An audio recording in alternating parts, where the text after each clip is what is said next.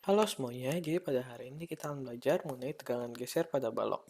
Tegangan geser itu disebabkan oleh lintang dan juga momen.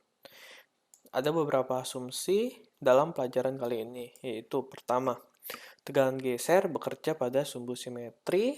Yang kedua, tegangan geser yang bekerja pada penampang searah dengan gaya geser yang bekerja. Yang ketiga, tegangan geser atau tau terdistribusi seragam.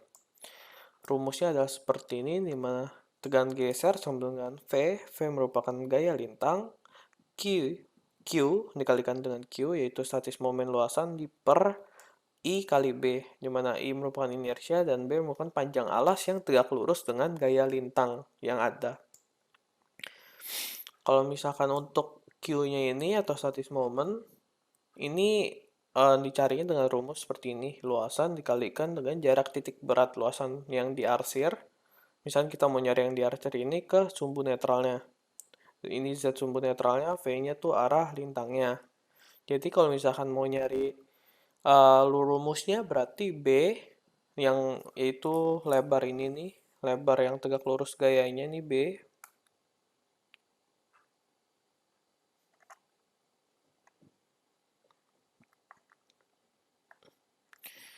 dikalikan dengan H per 2 min Y1, H per 2 tingginya dikurang Y1, jadi tinggi ininya nih, jarak dari sini ke sini.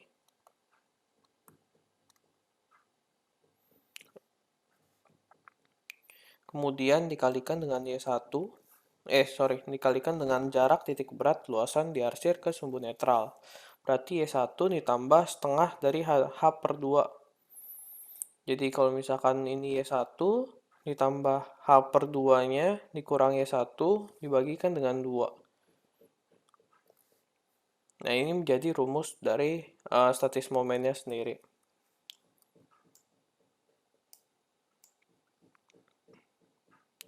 Kemudian untuk contoh soal, kita langsung masuk, di mana ada lintangnya 100 kN. Tanya, tentukan distribusi tegangan geser pada penampang. Tegangan geser maksimum di penampang tersebut. Ini ditanya. Dan ini juga.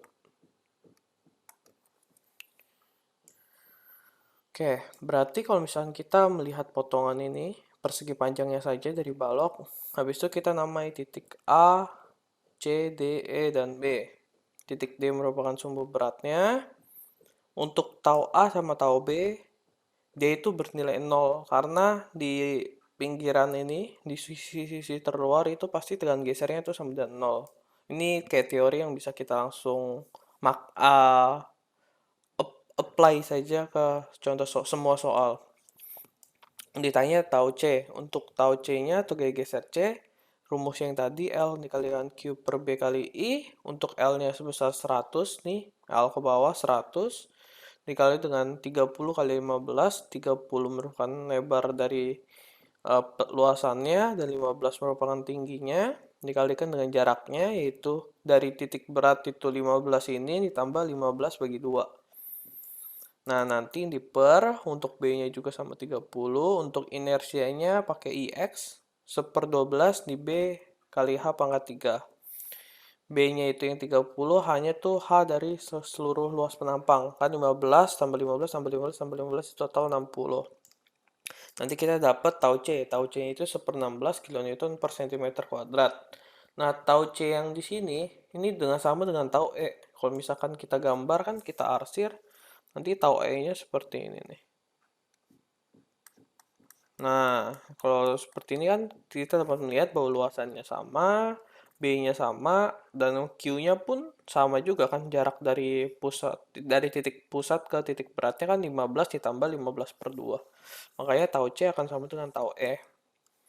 Kemudian untuk tau D-nya, nanti rumusnya sama, untuk lintangnya 100 dikalikan dengan luas alasnya lebar alasnya 30, lebar tingginya juga dari sini ke sini 15 tambah 15 30, ditambah jaraknya kan 15 langsung. Titik berat dari yang diarsir ini kan pasti tengah-tengahnya nih. Di sini.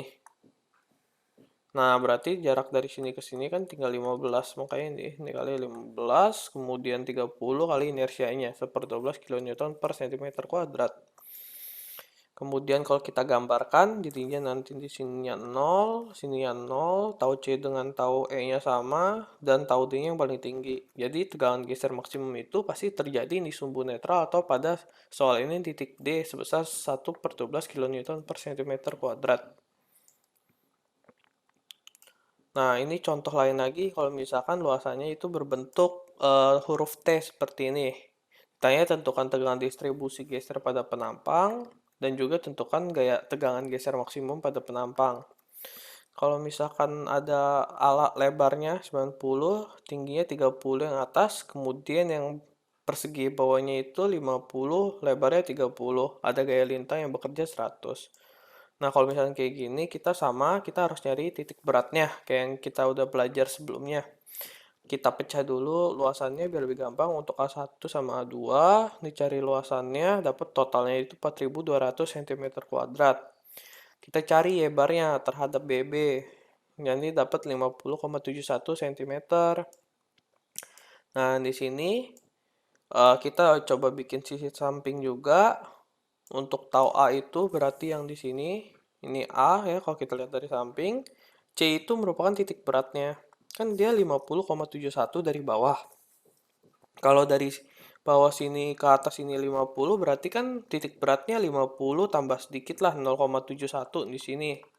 Nah, itu titik C nih yang tertulis. D itu yang ini. Nah, D itu ada dua, D yang di sini sama yang di sini.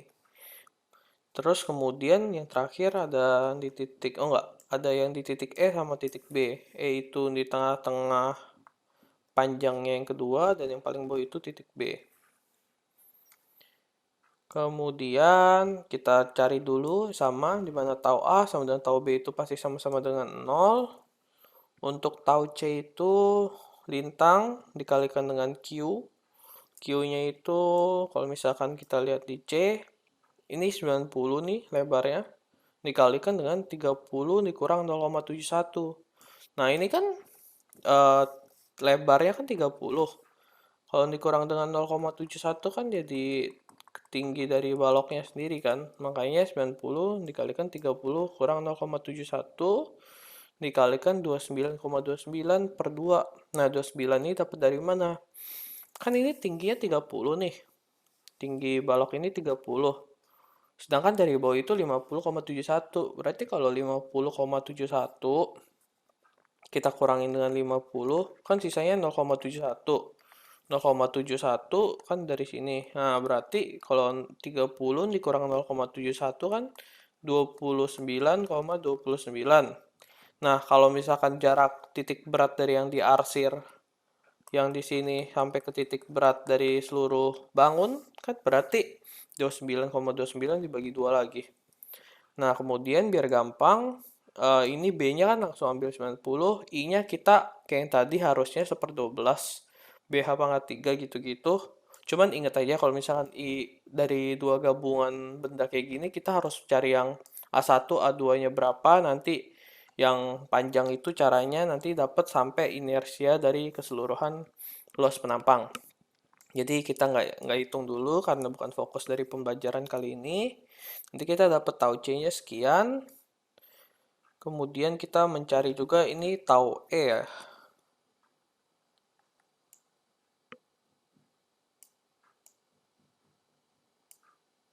Yang di situ tau E. Cuman nggak terlalu kelihatan. Untuk tau E-nya itu 100 dikalikan dengan 30 dikalikan 25. 30 itu lebar alas bawahnya. 25 itu ini luasan dari titik E ke titik B. Ini kan 50 dibagi 2. E ini kan di tengah-tengah yang di sini, di tengah-tengah panjang persegi panjang yang kedua. Kemudian dikalikan dengan jaraknya. Kalau misalkan dia dari atas dari sini nih 0,71 kan 50,71. Berarti kalau misalkan kita nyari tengah-tengahnya kan 25,71 nih. Kalau misalkan dari sini ke sini kita bagi 2, 25, berarti kan kalau dari titik ke titik beratnya kan 25,71 sisanya. Nah, 25,71 itu ditambah dengan 25/2. 25 yang ini kan kita arsir kayak gini. Titik beratnya misalkan ada di sini yang dari kita arsir. Nah, jarak dari sini ke sini yang kita cari nih. Angkanya 25,71 ditambah 25/2 dikalikan B-nya 30, bukan 90 yang bawah nih. Dikalikan dengan inersia. Nanti kita dapat juga untuk tau E-nya berapa. Nah, kemudian untuk tau D, kan ada dua nih. Dia ada loncatan kan di sini. Kita bisa lihat ke atas, bisa lihat ke bawah. Makanya kita ngitung ada dua tegangan G geser. Yang pertama ini 100 dikalikan 90 kali 30. Berarti kita lihat luasan yang atas. Yang bangun yang atasnya nih.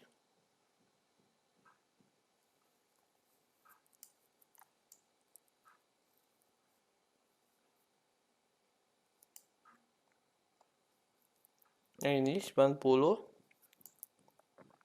dikalikan dengan 30, yaitu tinggi bangunnya.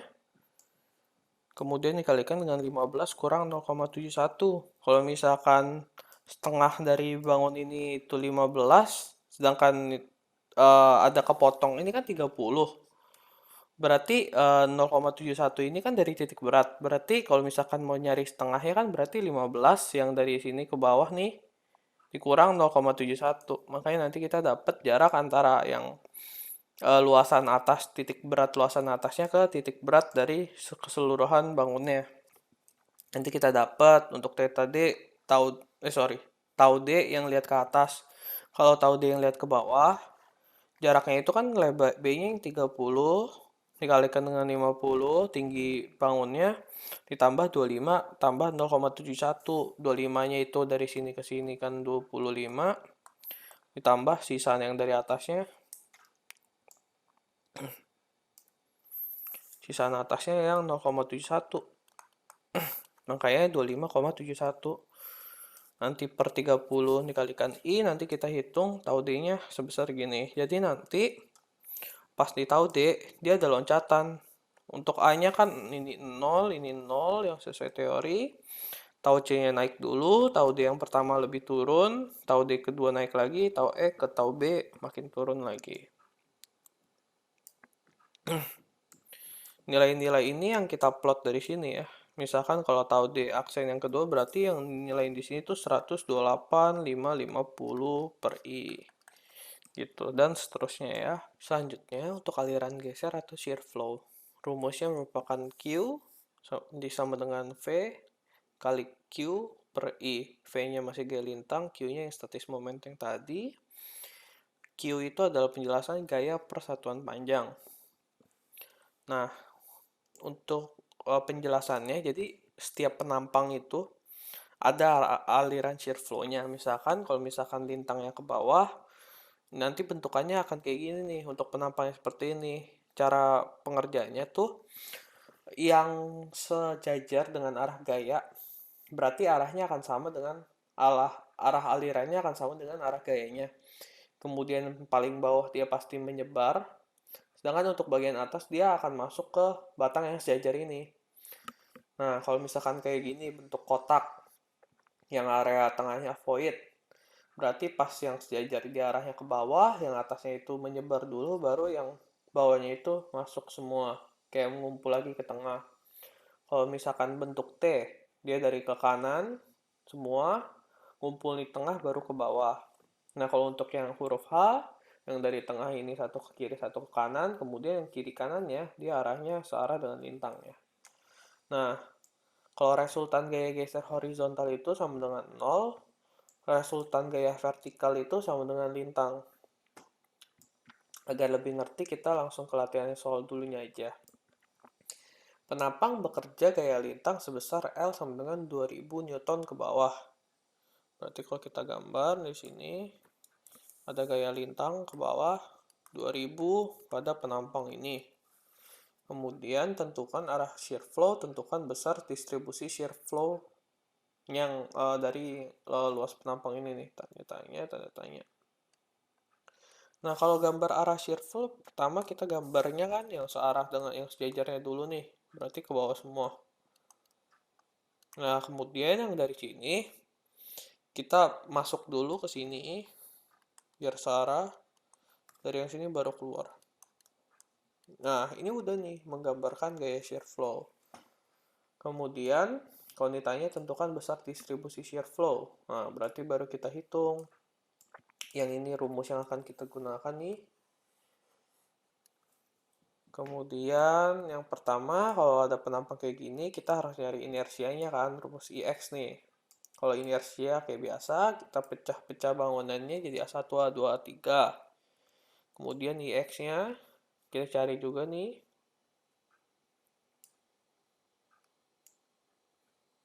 IX1, IX2, IX3. Nanti kita cari semuanya. Kita dapat nih X totalnya itu sekian. 11, 10, 6, 7, 6, 9, 8,75 mm. Kemudian kalau misalkan udah, kita lanjut, kita nyari ke untuk Q-nya nih, QAB. Kalau untuk bentang A sampai B, D itu kan berarti L per IX. Dikalikan dengan Q-nya kan, statis momennya kan. Nah, untuk Q-nya ini berarti 2,5 nih. 2,5 itu lebar ini nih, dari sini ke sini. Dikalikan dengan S, kan kita nggak tahu dia seberapa jauh. Dikalikan dengan 125. Nanti 125 itu panjang dari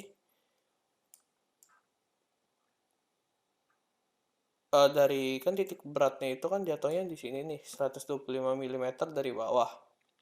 Berarti kalau jarak dari sini ke sini itu kan juga 125 kan. Kalau misalkan kita ngerjain secara detail, kan harusnya ini kan 2,5 dari atas, 2,5 mm berarti kepotong 1,25 mm. Tapi karena nilainya sangat amat kecil, jadi itu bisa diabaikan. Jadi kalau misalnya kita tulis 125 pun nggak terlalu masalah. Nanti kita S sama dengan 0 kita masukin, S sama dengan 100 masukin. Pas QA-nya sama dengan 0 berapa, pas QB-nya sama dengan ini berapa. Nanti kita gambar nih gayanya nih, yang atas nih. Nah, QAB ini otomatis kan sama dengan QDE. Makanya kita bisa langsung aja sama. Kalau kalian mau hitung juga nggak apa-apa sih, tapi pasti hasilnya harusnya sama kalau QAB sama QDE. Untuk QBC sama QCD, nah ini yang kalian harus lebih hati-hati. Di sini kan rumusnya tetap nih, L per IX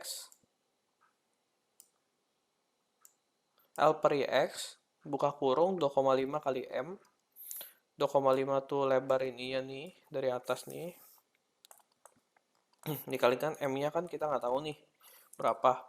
Berarti 2,5 kali M dikalikan 125 kurang M per 2. Nah, ini tuh jaraknya, maksudnya dari sini ke sini kan 125 nih. Nah, berarti jarak titik berat dari yang kalau misalkan kita arsir itu, kalau misalkan kita ada bangunan kayak gini, M-nya itu yang ini, berarti titik beratnya yang di tengah-tengah kan M per 2. Jadi 125 dikurang M per 2 ini kita dapat jarak dari sini ke sini. Ke titik berat. Menghitung statis momen. Nah, ini selesai. Nah, kalau misalkan yang kayak gini, kita harus ditambah sama luasan yang A2 yang atasnya. Kita nggak boleh ngitung sampai titik B doang, harus ke A lagi. Nah, luasannya berarti yang bawah 2,5 dikalikan 100 dikalikan 125. 2,5 lebarnya, 100 itu panjang alasnya nih, yang dari sini ke sini. Dikalikan dengan 125, jarak dari titik berat yang A2 nih, yang atas nih, ke titik berat luas penampang seluruhnya. Nanti kita masukin pas M sama dengan 0-nya itu berapa, pas M sama dengan 125-nya itu berapa. Nanti kita dapat luasan yang ini nih sebenarnya, potong di tengah. Iya, kita dapat ini nih. Tapi karena sebelahnya kan juga lebarnya sama, dengan rumusnya juga sama, makanya langsung aja kita bikin kayak kayak gini. Jadi candy mirror lah kiri kanan. Ini dapet deh. Gambarannya kayak gini nih. Untuk distribusi tegangannya. Oke, jadi untuk selanjutnya adalah pusat geser. Bila gaya bekerja pada arah sumbu yang bukan sumbu simetrinya, maka akan melentur. Satu, pada benda yang memiliki sumbu simetri, pusat geser itu terletak pada sumbu simetrinya. Sedangkan kalau pada penampang dengan simetri ganda, yaitu pusat gesernya itu berhimpit dengan pusat berat penampang. Jadi contohnya nih, penampang yang tadi, itu kita udah dapat nih distribusi gesernya semua nih. Nah, kita mencari gayanya. Gayanya itu sama dengan luasan dari distribusinya ini sendiri. Misalkan F1 karena bentuk segitiga setengah kali alasnya 100 kali tingginya sekian. Nanti kita dapat gaya F1-nya sebesar 1.562.500 L per IX. Untuk F2 kita pecah jadi persegi panjang dan setengah lingkaran. Untuk setengah lingkaran rumusnya 2/3 kali alasnya dikali tingginya. Sedangkan ini kan persegi panjang biasa, panjang kali lebar. Nanti kita dapat untuk F2. Kemudian kalau F3 nggak usah dicari lagi karena F3 itu kan sama dengan F1 luasannya. F3 sama dengan F1. Kemudian yang harus kita lakukan adalah kita misalkan sigma momen B sama dengan 0. Kenapa di titik B? Biar F1-nya hilang, sedang F2-nya juga hilang. Jadi yang kita mau nyari itu lintang baru. Jadi lintang yang menyeimbangkan gaya lintang yang ada yang bekerja. Jadi kita kasih namanya itu lintang aksen. Kalau misalkan lintangnya ke bawah, berarti lintang aksennya itu yang untuk menyeimbangkan arahnya ke atas. Nah, rumusnya itu lintang aksen dikalikan E. Kenapa? Karena dia kan berputarnya berlawanan jarum jam. Dikurang dengan dikurang dengan minus F3 kali 250 sama dengan 0. Di sini lintang aksennya kan arahnya searah jarum jam, makanya positif. Sedangkan untuk F3 ini kan arahnya akan berputar terhadap B kan begini. Makanya berlawanan jarum jam, makanya negatif. Nah, kemudian nanti L aksen ini kita kalikan jaraknya E. Ceritanya ini yang mau kita cari. Nanti kita dapat E-nya berapa dengan cara substitusi aja di pindah ruas, nanti dapat nih E-nya itu 35,29. Berarti permisalan kita tuh benar kalau misalkan eh E-nya itu di sebelah kiri. Kalau misalkan kita pakai nanti tandanya negatif, mungkin berarti untuk jarak E-nya itu sebelah kanan dari eh jaraknya itu sebelah kanan dari penampangnya. Kalau ini kan kita sebelah kiri nih E-nya dari titik B ini. Kalau misalkan negatif berarti dari B ini ke kanan gitu. Nanti kita dapat 35,29 mm. Oke, selanjutnya yang terakhir adalah torsi atau puntir. Untuk gaya dalam torsi itu ada perjanjiannya. Kalau misalkan arah vektor momen torsi menjauhi potongan, berarti gaya dalamnya positif, sedangkan kalau misalkan menuju potongan itu gaya dalamnya negatif. Nah, misalkan ada contoh soal kayak gini nih.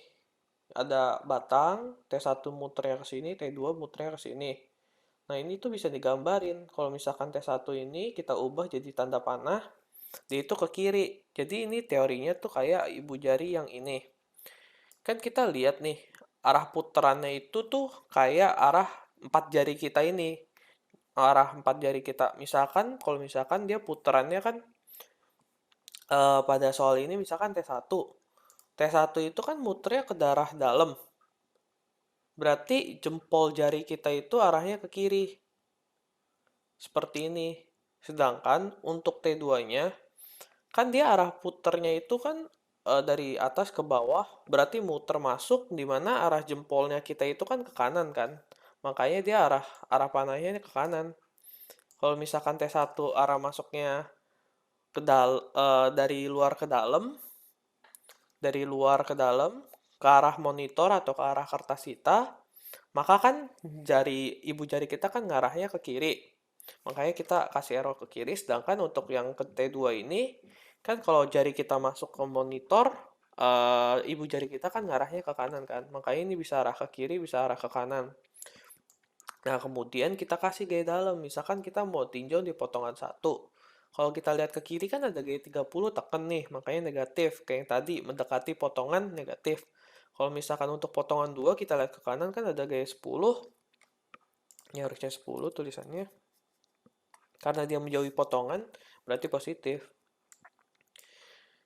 Nah, ini nih yang tadi nih. Kalau misalkan arah ini arah putaran torsinya, yang ini nih kemana? Yang kiri ini arah panah puntirnya. Nah, untuk rumusnya yang ini, tau itu sama dengan T kali R per IP. Di mana T itu gaya dalam torsinya, tau itu gaya tegangan geser pada permukaan, R itu jari-jari penampangnya, IP itu inersia polar penampang. Nah, selain ada torsi atau puntir tuh ada sudutnya juga. Kalau misalnya sering ditanya, lambangnya kayak begini. Biasa C ya sebutnya. Ada T dikali L per G kali IP.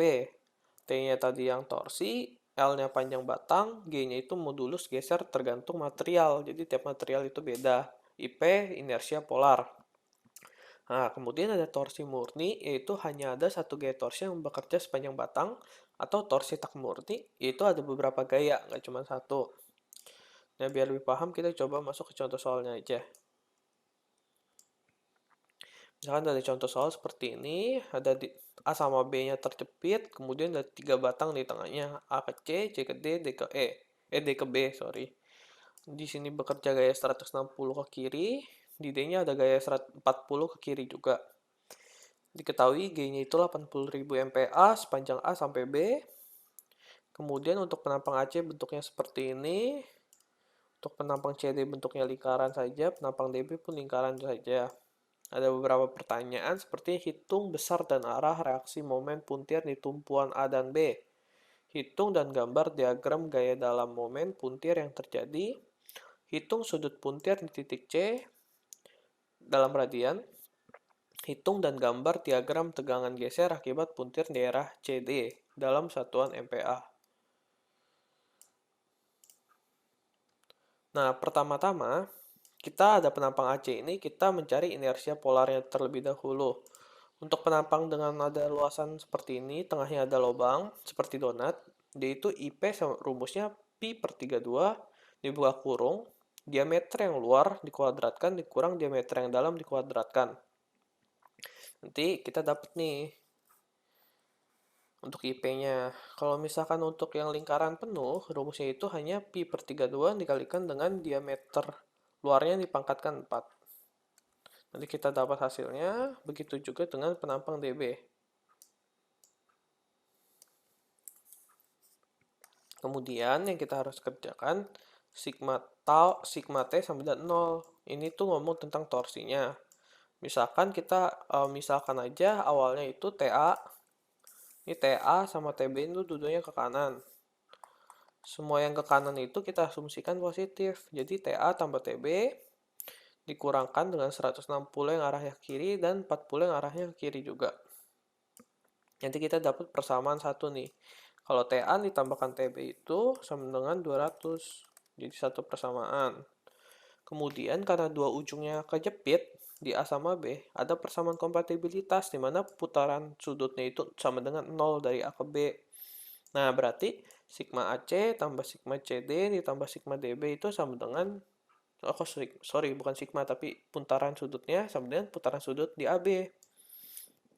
Untuk rumusnya kan tadi kita udah dapet tuh T dikalikan L per G dikalikan IP. Nah, kita masukin semua karena G-nya tadi dari A sampai B 80.000 semua, bisa kita abaikan saja. Nah, setelah itu kita bikin beberapa potongan. Oke, ini potongan A ke C kita bikin satu potongan. C ke D kita bikin satu potongan, dan D ke B kita bikin satu potongan juga. Kalau kita tinjau potongan satu, berarti ada TAC, T dari A ke C, itu ada gaya TA yang bekerja menuju potongan, berarti kan negatif. Untuk potongan 22 dari torsi antara batang C ke D, itu kita lihat ke kiri ada minus TA karena mendekati potongan dan juga ada T ini nih gaya 160 yang sifatnya menjauhi. Jadi minus TA ditambah 160. Untuk potongan ketiga, kita kalau bisa lihat ke kiri semua. Kalau misalnya kita lihat ke kanan, kan nanti kita muncul variabel TB lagi nih yang baru. Nanti nggak bisa dikerjain persamaannya. Jadi kalau misalkan kita lihat ke kiri, TDB itu ada min TA karena tekan, plus 160 karena tarik, dan 40 juga karena arahnya menjauhi potongan. Nanti kita substitusi nih ke persamaan yang tadi yang di atas. Untuk TAC kita ganti ke TA, min TA, sorry, TCD-nya kita ganti min TA plus 160, min TDB-nya itu kita ganti ke min TA tambah 200. Nanti kita masukin semua, kita hitung, nanti kita bisa dapat nih persamaan kalau misalkan 0,0835 ini, pokoknya persamaan kita dapat TA sama dengannya. Nah, kalau misalkan udah kayak gitu, nanti kita dapat nilai TA 190,76. Untuk nilai TB-nya kita dapat dari persamaan yang tadi, TA tambah TB sama dengan 200. Nanti kita dapat TA sama dengan kan 200 dikurang 1,9076. Jadi dapat 9,246. 9,24. Arahnya tuh ke kanan juga karena positif. Nah, kita gambar lah di dalamnya. Kalau TA kita potong ke kiri kan ada TA doang nih yang tadi di sini. Makanya ini cuma 190,76. Kalau misalkan kita yang untuk C ke D, kita lihat ke kiri kan ada yang di sini 190,76. 190,76. Tadi di sini ada arahnya ke kanan 160 kan, dikurangin berarti dapatnya 30,76. Nah, untuk D ke E ini kita lihat ke kanan aja, ke TB. Kan di TB-nya, TB-nya itu arahnya ke kanan ya. Arahnya ke sini. Nah, karena arahnya ke kanan, berarti dia menjauhi potongannya, makanya positif 9,24. Kemudian, kalau misalkan ditanya hitung sudut AC, si AC itu rumusnya kan TAC kali LAC per G kali IB. Untuk TAC-nya dia minus, karena dia kan ini mendekati potongan kan, di sini nih minus 190,76 dikalikan 1000. 1000 ini ngubah dari Newton meter ke Newton milimeter karena G-nya kan dalam ini 80.000 MPa, makanya kali 1000. Untuk 4000 itu jaraknya tadi kan di batang TAC itu jaraknya itu 4 meter. Oh, ini enggak, maaf, ini penjelasannya kurang, tapi untuk TKAC itu panjangnya 4000. Ininya 2000 kalau nggak salah, yang ininya 4000. Makanya dikalikan dengan 4000.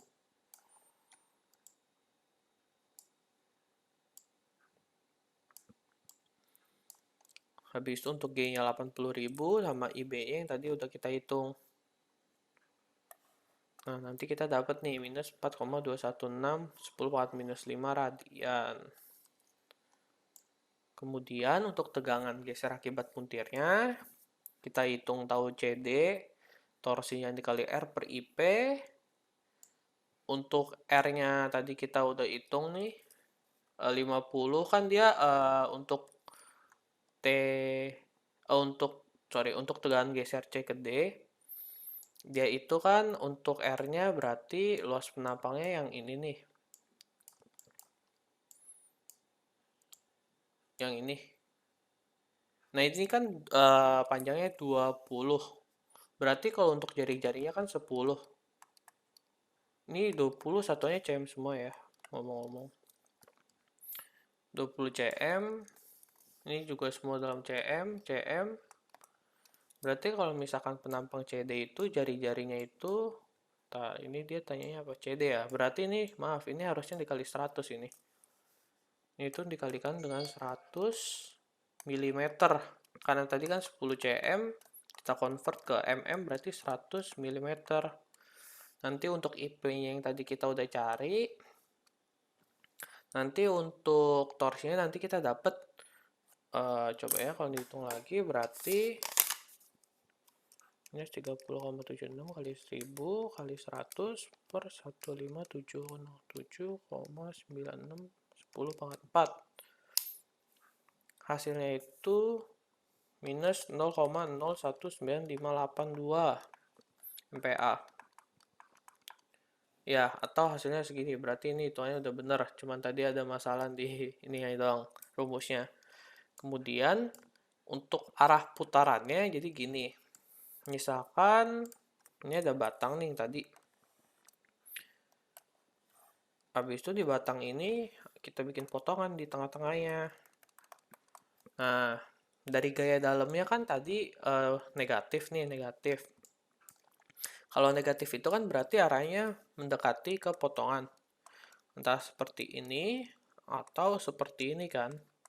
Nah, ini tuh tergantung kita meletakkan posisi mata kita kemana. Kalau misalkan kita ngelihat posisi mata kita di sini, berarti ini penampang bulat, oke ke arah sini, posisi matanya di sini. Kalau misalkan arahnya ke kiri kan berarti perputarannya kan dari depan masuk ke monitor kita kan. Nah, berarti kalau misalkan kita lihat arah perputarannya itu akan kayak gini nih. Nah, ini nih kayak sesuai yang digambarin. Arah putarannya tuh searah jarum jam. Tapi kalau misalkan mata kita dari sini, kan kita lihat dari belakangnya nih. Sisi belakangnya itu, dia itu berputarnya dari sini ke sini. Berarti kan tetap berlawanan jarum jam juga kan. Kalau kita lihat dari belakang, oh enggak, sorry. Kalau misalkan kita lihat dari belakang, berarti perputarannya itu kan arahnya akan dari luar dari dalam keluar layar kita kan. Akan keluar layar kita seperti ini kan. Makanya kalau misalnya kita lihat dari belakang, arah puternya itu akan searah jarum jam juga.